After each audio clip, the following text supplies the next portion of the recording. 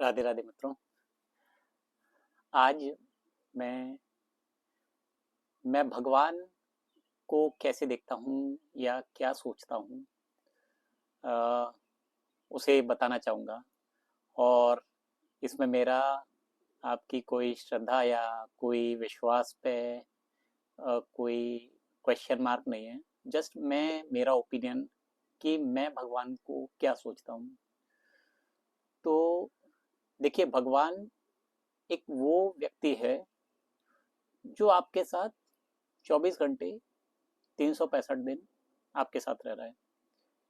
मतलब आप आस्तिक हो या नास्तिक हो, ये जस्ट एक आपकी मान्यता है। आप बोल सकते हो कि भगवान है या नहीं है, ये जस्ट एक आपकी मान्यता है। और इसी तरीके से मैं जो बता रहा हूँ, जो मैं बोलने वाला हूँ, वो मेरी मान्यता है। मैं यही कहूंगा कि ये मेरी मान्यता है, क्योंकि अगर मैं बोलूँ मान्यता नहीं है तो ये सत्य हो जाएगा। तो सब कुछ एक मान्यता है, तो इसलिए मैं अभी जो बोल रहा हूँ वो मेरी मान्यता है। मैं इस चीज को ऐसे मानता हूँ कि भगवान एक जो है, वो एक ऐसी चीज है जो आपके साथ हर समय है। मतलब आप भले ही सोच सकते हो कि मैं इस टाइम भगवान के सामने हूँ, मैं भगवान के सामने नहीं हूँ, मैं मंदिर में हूँ, मैं घर में हूँ, मैं ऑफिस में हूँ, लेकिन भगवान एक है जो आपके साथ हर समय, एक फ्रैक्शन ऑफ सेकंड के लिए भी आपके पास ये ऑप्शन नहीं है कि आप भगवान को छोड़ दो। भगवान के पास ऑप्शन है कि वो आपको छोड़ दे, लेकिन आपके पास ये ऑप्शन नहीं है। तो आप जस्ट एक मान्यता के साथ जी सकते हो कि मेरे साथ भगवान है या नहीं है, मैं आस्तिक हूं या नहीं हूं, लेकिन भगवान तो आपके साथ है। क्योंकि जिस दिन भगवान आपके साथ छोड़ देता है, उसी दिन आपको लोग मृत घोषित कर देते हैं कि भाई ये साहब चले गए। तो वो जो चले गए होते हैं, वो आए कब होते हैं? वो तो आए ही नहीं होते हैं, वो तो रहे होते हैं। और जस्ट उन भगवान ने आपको देखना चालू करा और आप जीवित हो जाते हो। जैसे आप सोचते हो कि मैं सोता हूं और मैं जागता हूं, तो ऐसा नहीं है कि आप जागते हो, भगवान आपको जगाता है। इसी तरीके से जो जो काम हम करते हैं वो भगवान करता है।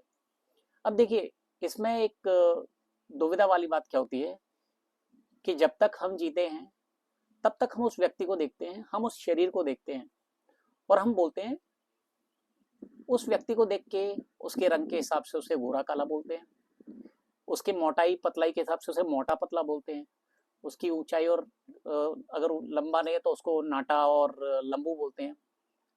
लेकिन जब भगवान उसे छोड़ जाता है, वही शरीर जिसको आपने मोटा पतला बोला था, काला गोरा या लंबा नाटा, वो शरीर वहीं के वहीं रहता है। और आप इमीडिएटली बोलते हो कि वो मर गए। अरे वो मर गए तो गए कहाँ पर? जब वो थे तब तक तो आप उसके शरीर को ही बोल रहे थे, राइट? आपने एक मोटे व्यक्ति को मोटा मोटा बोला, अब वो मोटा शरीर यहीं पर है, लेकिन आपने बोला वो मर गए। अरे तो जब तक वो जिंदा थे तब तक आपने देखा था, आपने बोला था कि नहीं फिर तेरा शरीर मोटा है, तू ऐसा नहीं है, तू लंबा या गोरा काला नहीं है, तुम्हारा शरीर है। बट आपने तब ये चीज नहीं बोली। बट आपको ये ज्ञान उसके मरने के बाद हो गया कि भाई वो ये शरीर नहीं था, वो तो चले गए। तो हम इस चीज को सोचो आप कि हम जब इस चीज को जीते जी नहीं पहचान पाते तो मरते समय हम कैसे पहचान लेते हैं? तो इसके कारण है कि हम रिपीटिशन की आदत है। हम बचपन से लैंग्वेज रिपीट कर करके सीखे होते हैं।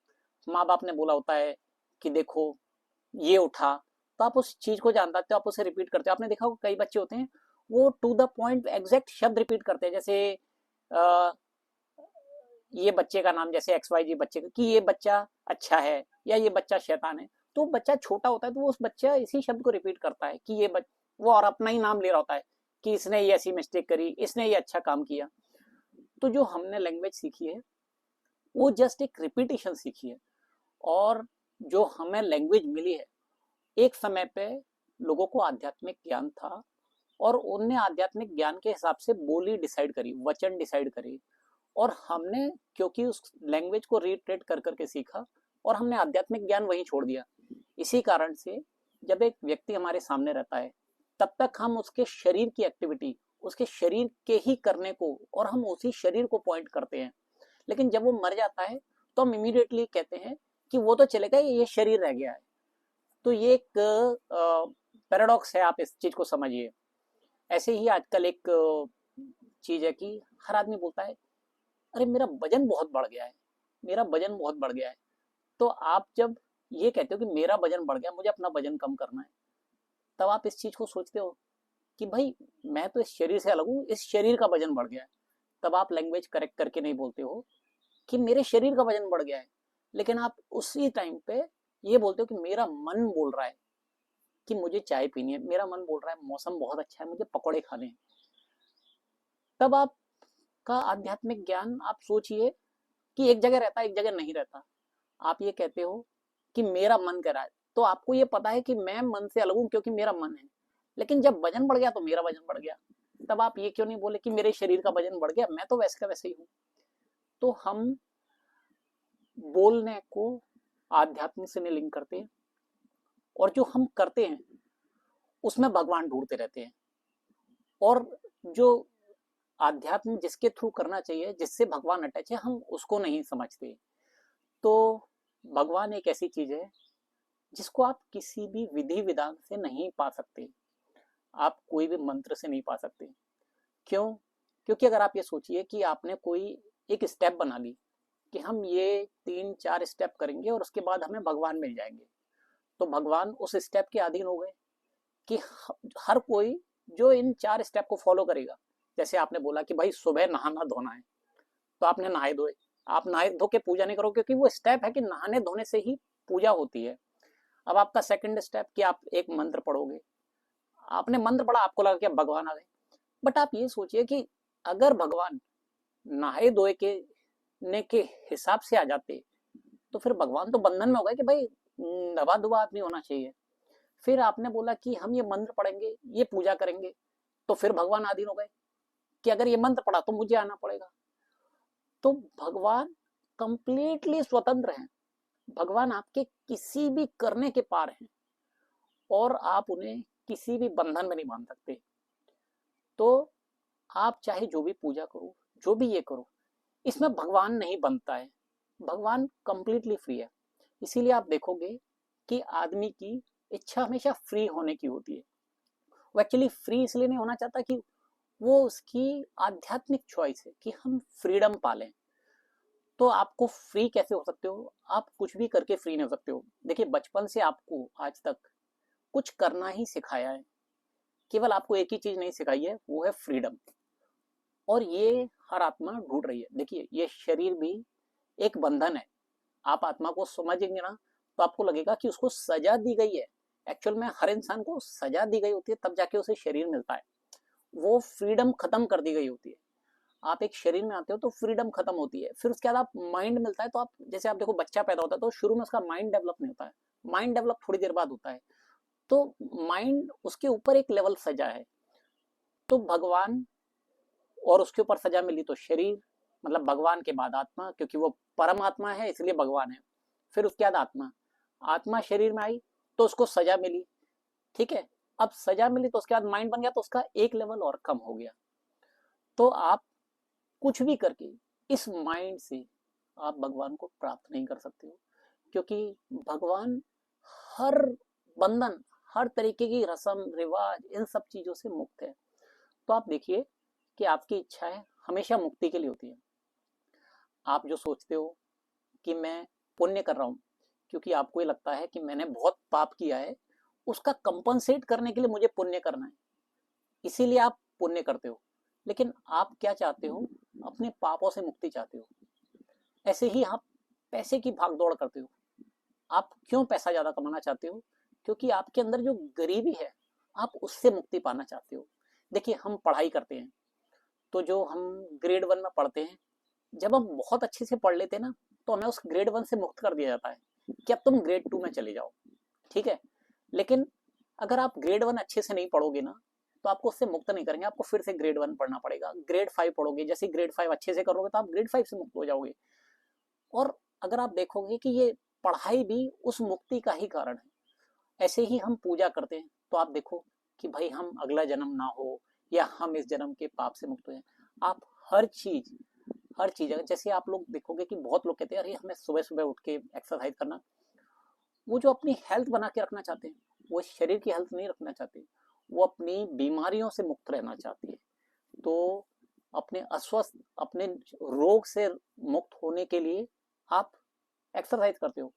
तो बेसिकली हर चीज एक मुक्ति की तरफ जा रही है, बस आपका डायरेक्शन रॉन्ग हो गया है, क्योंकि बीच में माइंड आ गया है।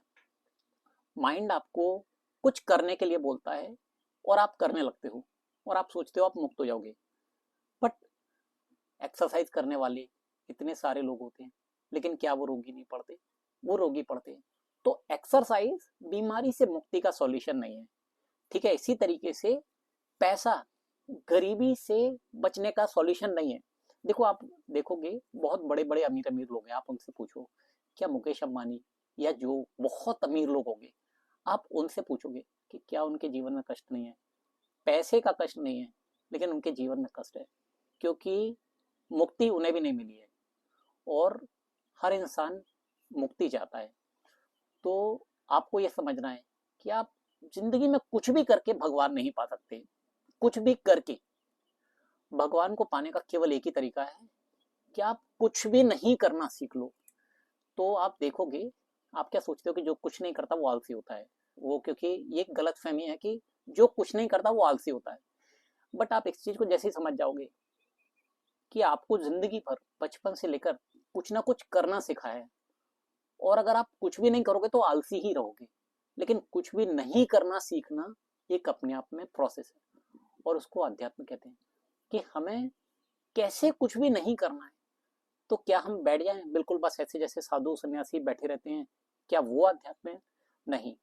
सन्यासी होना भी अध्यात्म नहीं है, क्योंकि सन्यासी होने पे भी आपको कुछ ना कुछ तो करना पड़ेगा। कुछ तो आप कैसे मुक्त रह सकते हो, आप कैसे कुछ भी नहीं करो और सब कुछ चलता रहे लाइफ में, जीवन चलता रहे, खान पान, हंसना बैठना, सब कुछ चलेगा, लेकिन आप मुक्त रहोगे। आप बेसिकली कुछ भी नहीं करोगे, और वही एक तरीका है जिससे आप भगवान की प्राप्ति कर सकते हो। क्योंकि कुछ भी करके जिसको भगवान मिल जाए, दो ही चीज हो सकते हैं, या तो कोइंसिडेंस हो सकता है कि भगवान मिल जाए, नहीं तो कुछ भी करके भगवान नहीं मिल सकता, क्योंकि वो बंधन हो जाएगा। और भगवान ही एक मुक्त है, बाकी सारी दुनिया बंधन में, केवल भगवान ही मुक्त है।